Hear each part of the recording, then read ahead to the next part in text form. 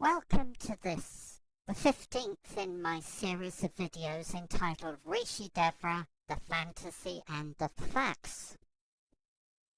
As before, we've got a lot of slides to get through, so if you want to look at the detail, I suggest you pause the video and resume it when ready.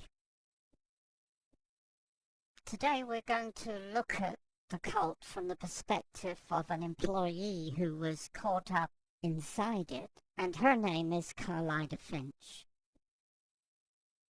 On the screen at the moment is a letter that Carlida sent the Flathead County Attorney asking for protection. This was sent on November 13th, 2006, and relates to events that occurred earlier that year. On the screen now, you see the first part of a written request for redetermination of Carlida's request for unemployment benefits, which she lodged in May of 2006.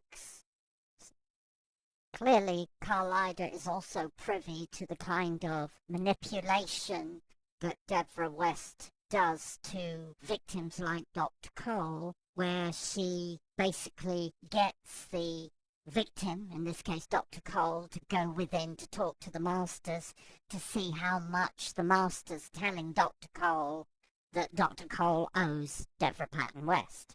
Even the dumbest amongst us can see that Miss West, having conditioned and brainwashed Dr. Cole, is now in the process of extorting money from her.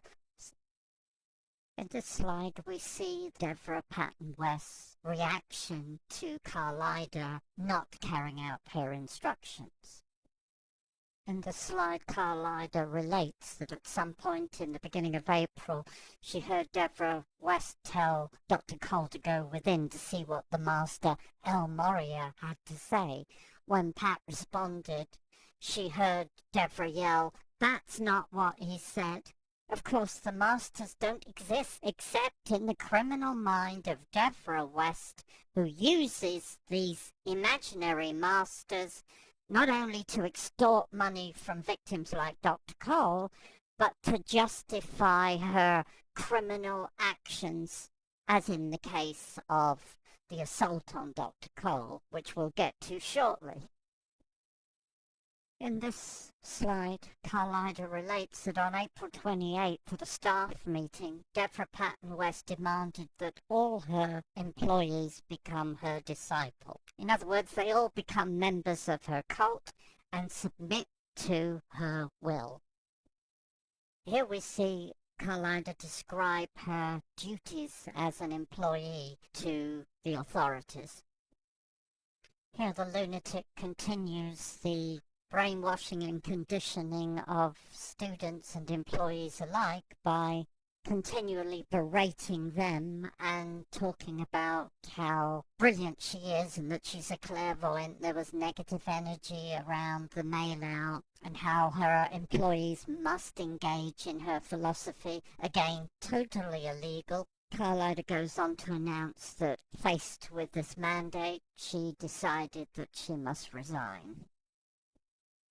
In this part of a statement, Carlida goes on to talk about how Dr. Cole was being abused by Miss West every day, and that at some time between January and March 2006, she overheard Devra West tell Pat Cole that she would take a hammer and break every bone in her hands. Miss West went on to state that she did not care if she killed Pat because she, as an enlightened being, had no ego, so could spend her life in prison as easily as in a $6 million home.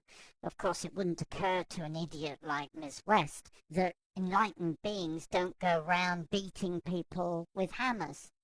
Carlida goes on to say that on April 17th, Dr. Cole came to work with bruises on her hands and wrists, and that on April 22nd, Carlida found a document written by Miss West, which was an account of her asking her imaginary masters, the voices in her head, if they exist at all, about the altercation with Dr. Cole.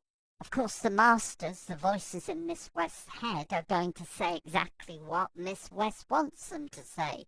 because they are just a figment of her criminal mind. And sure enough, they went on to justify Miss West's vicious attack on Dr. Cole by saying that as Dr. Cole was a Nazi in a previous lifetime in the World War II death camps, that the beating was long overdue. This crap could only come out of the mind of somebody who is deeply mentally disturbed, as Devra Patton West obviously is.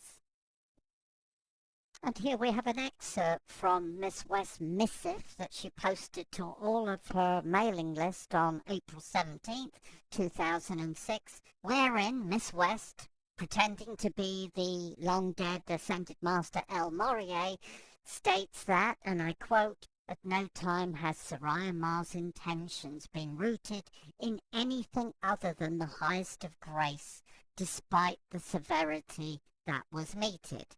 Of course, what Miss West could not tell her mailing list was that she was $2 million in debt, her creditors were banging on her door, and she needed to come up with as much money as quickly as possible. And that money, a lot of it, came from Dr. Cole. And here in this second excerpt, Miss West states, pretending to be the long-dead Ascended Master El Morier, and I quote, "Dr. Cole is long overdue in the sounder writing of her soul with its creator. Her role in the death camps of Europe during the reign of the Nazi defilement is as yet unrectified," etc., etc. Once again, this bullshit could only come from the mind of somebody who is deeply mentally disturbed. And here we have another message from the totally non-existent Master El Morier. This one was dictated to Miss West on April 11th by herself to herself, wherein she states the following. "Do not hesitate to adequately fill your personal coffers, and you have been ever giving, never seeking for your own gain.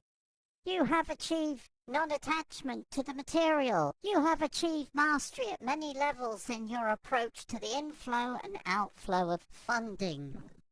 What a lot of bullshit! Anyone getting this far and having reviewed lots of the previous YouTube videos as well as the information to be found on the websites will know that Miss West has thieved, defrauded, extorted money from most of her employees and students, and every now and again she lands a big fish like Dr. Cole or Ten Mayo, where she extorts millions from them. And yet here she is, putting out this drivel, pretending to be a long-dead Ascended Master, asserting her right as the Ascended Master Soraya Ma to cull the members of her cult to fill her coffers. At the same time asserting that she's ever giving and never seeking for her own gain. Once again, this drivel could only come from the mind of somebody who is deeply mentally disturbed. And as her previous housekeeper Tanya Hurley said, a danger to both herself and the public. And yet this lunatic thinks that the rest of the world is operating out of the lesser mind. Could the way the employees treat Miss West have anything to do with her mental and physical abuse of them? The violence against Dr. Cole paid off. The money started to flow. She signed over a house to Miss West worth $750,000 and agreed to pay Miss West extortionate amounts of money for therapy and for an internship. However, the bookkeeper Betsy Blank refused to manufacture false invoices to account for this money because she knew that the money had come as a result of West extorting it from Dr. Cole. Instead, Betsy Blank took the brave decision and decided to resign her employment. Here on the screen now is a copy of her resignation letter to Miss West. Betsy Blank also states at the bottom of her letter that she requests and insists that no attempt be made to contact her either directly or indirectly, now or in the future. Of course, Betsy Blank's replacement, Geoffrey Reynolds CPA, had no qualms about money laundering the proceeds of crime through West's business. In the slide above, we see how Reynolds, shortly after joining Miss West, was duped into loaning Miss West his life savings, so effectively became a tool of Miss West, who manipulated him into joining her in other serious crimes that included money laundering, being complicit in a plot to murder the whistleblower, and when that failed, joining with Miss West in a frivolous lawsuit, and indeed fronting that frivolous lawsuit for Miss West against the whistleblower in an attempt to gag him and financially ruin him. Here is Reynolds giving a statement to the Big Fork Eagle on August 9th, 2007. The key phrase here is "speaking for West." Reynolds goes on to lie to the press by stating that Dr. Cole's injuries were not as a result of the assault by Devra Patton West, but occurred as a result of an earlier injury. In the second part of Reynolds' statement given to the press, Reynolds goes on to claim that the monies that he money laundered through West businesses were in fact owed by Dr. Cole and not taken as a result of extortion of that money by Devra West from Dr. Cole.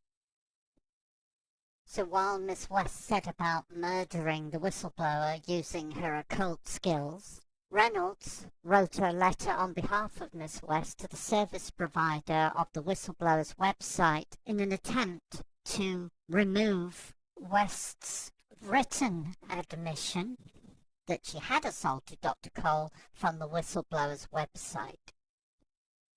Here on the screen at the moment is a copy of the letter Reynolds wrote to the service provider of the whistleblower's website. Using the Millennium Copyright Act, he claimed copyright on behalf of Miss West of the law of severity on the path to purification, West's admission that she had assaulted Dr. Cole, and advisements on financial form building, West's assertion that she had the right to build up her coffers at the expense of the members of her cult. It must have been clear from the get-go to Reynolds that Miss West was a liar, was totally corrupt, and quite possibly criminally insane. But Reynolds, having been duped into loaning her his life savings, worrying for his CPA license and his marriage, decided to go along with her criminality and has been going along with it ever since. As we stated earlier, the guru cult extortion business of Miss West cannot survive in the face of the truth, which is why Miss West planned to murder the whistleblower, a plan that Geoffrey Reynolds went along with, was complicit in, and leaked it to the press on August 9th, 2007.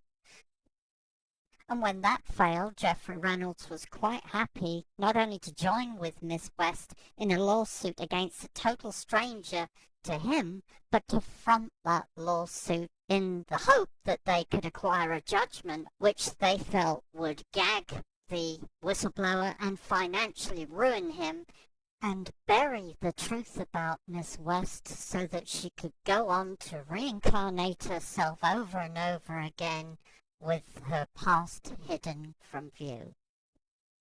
In the few moments that are left to us, let us review some of that past, which we have creatively and artistically juxtaposed with the latest airbrush photos of the newly reincarnated ascended master, now calling herself Rishi Devra. Please be sure to like my video and help me make it go viral.